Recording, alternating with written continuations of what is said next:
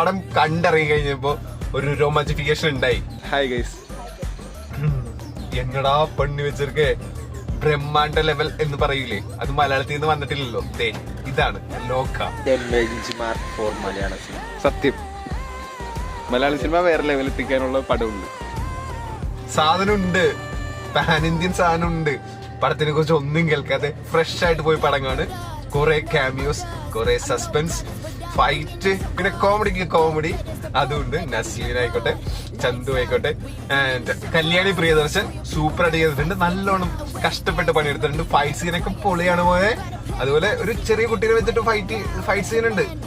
നമുക്ക് വളരെ കൺവിൻസിംഗ് ആയിട്ടുള്ള രീതിയിൽ പടം എടുത്ത് വെച്ചിട്ടുണ്ട്. മലയാളത്തിലെ ഒരു ബെഞ്ച് മാർക്കാണ് പടം. നിങ്ങൾ ഒരിക്കലും തിയേറ്ററിൽ നിന്ന് മിസ് ചെയ്യരുത്. ഞാൻ ഇപ്പോഴേ പറയാം, ഒരിക്കലും നിങ്ങൾ തിയേറ്ററിൽ നിന്ന് മിസ് ചെയ്യരുത്. Okay, bye bye.